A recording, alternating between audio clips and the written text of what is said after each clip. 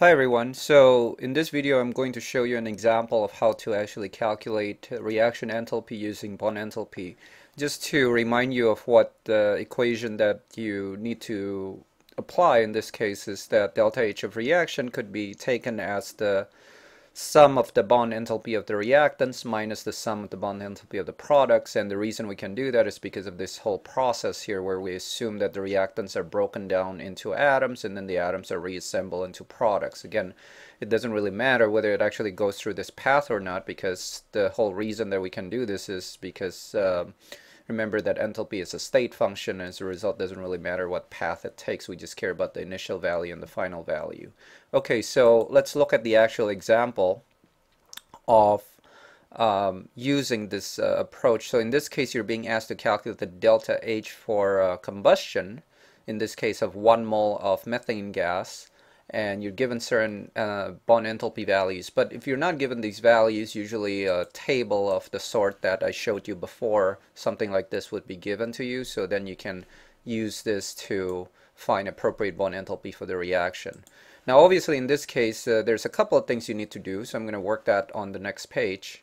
Hi everyone. So the problem before says that we want to figure out enthalpy of combustion for methane. In this case, these 3 steps are basically necessary to be able to get to the answer, right? The first thing is you have to write your equation. You don't have an equation at this point, so you have to come up with an equation that is appropriate, and then afterwards you have to, once you have the equation, draw the Lewis structures for all the molecules you have in the reaction, because then the Lewis structure will tell you what kind of bonds you have for each molecule. And of course the bonds are necessary because you're going to use bond enthalpy values, and then afterwards you're going to use that formula where the delta H is of the reaction is going to be equal to the difference between the bond enthalpy of the products and the reactants. Okay, so let's start with the reaction.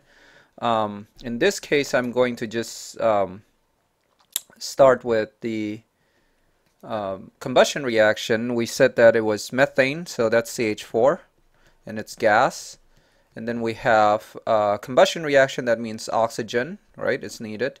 And this is the type of combustion reaction we've talked about many times over in this class. So CO2 is the product. The other product, of course, is H2O.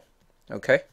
And then you need to balance it. That's very important because we have to calculate the correct number of bonds. So we have to make sure everything is balanced. So to balance, we put a 2 here, and we put a 2 here. That's balance. Okay? Now we need to write them in terms of Lewis structure. So each one of this has to have Lewis structure. So I'm going to just draw the Lewis structure right here because I assume you know how to draw Lewis structures at this point. We've gone through them a bunch of times at this point. Oxygen would look something like this in terms of the standard Lewis structure we would draw for it. Okay, and don't forget to put that coefficient in front of it because there is a 2. And then CO2, as you remember, looks something like this. I'm just drawing it slightly in a vertical way here, just so to save some space. And then we have H2O, which of course looks like this. And again, there's 2 of these guys. Okay, so you want to kind of think about it that way. Okay, and there's 2 of these guys as well. Okay, all right. So now we can get to the business of counting bonds, because we have the Lewis structure, so it's just a matter of looking at what bonds we have. Clearly we have CH bonds here. Okay, and if you count, there's 1 here, there's 2, there's 3, there's 4, so there's 4 CH bonds. That's the reactant, right? Remember, we have to add all the reactant bonds, so there's 4 CH bonds we need to find. And then there is obviously a double OO bond in this case, and there's 2 of them, so there's 2 OO double bond. We need to find that. That's your reactants, right? That's the sum of the reactants bond enthalpy. Remember that the equation says minus the products in this case. So the products, we have C double bond O, and in this case it's there's 2 of them. There's 1 here, there's 1 here, so there's 2 CO bond. And then lastly we have, there is OH bond here, and there's 2 per water molecule, and there's 2 times 2, so a total of 4 OH bond. Okay, and remember this whole thing is added together, and then you subtract this one minus that one. Now, the point at this point is just to kind of, get those numbers from the previous slide on the question.